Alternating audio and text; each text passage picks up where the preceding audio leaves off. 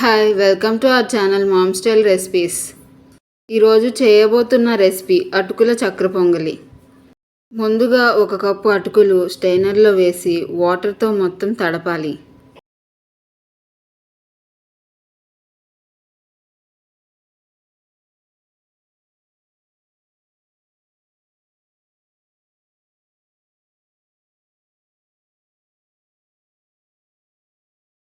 మొత్తం తడిపిన తరువాత స్టవ్ పైన కళాయి పెట్టి 2 టేబుల్ స్పూన్స్ నెయ్యి వేసుకొని వేడెక్కాక జీడిపప్పు వేసి ఎర్రగా వేయించుకోవాలి.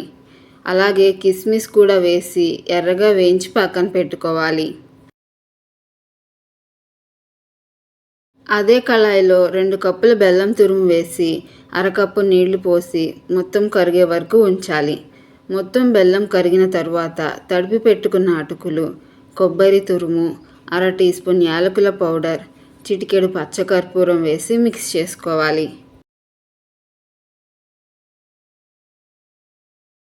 సిమ్లో పెట్టి పాకం మొత్తం అటుకులకు పట్టి దగ్గరికి వచ్చే వరకు ఉంచాలి.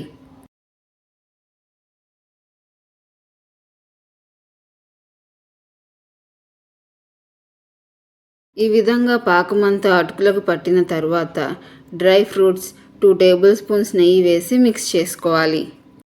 అంతే, అటుకుల చక్కెర పొంగలి రెడీ. మరి మీరు కూడా ట్రై చేసి ఎలా ఉందో కామెంట్లో తెలపండి. మీకు ఈ వీడియో కనుక నచ్చినట్లయితే లైక్ చేసి మీ ఫ్రెండ్స్ అండ్ ఫ్యామిలీకి షేర్ చేయండి. అలాగే సబ్స్క్రైబ్ చేసి బెల్ ఐకాన్ యాక్టివేట్ చేసుకోవడం మర్చిపోకండి. Thank you.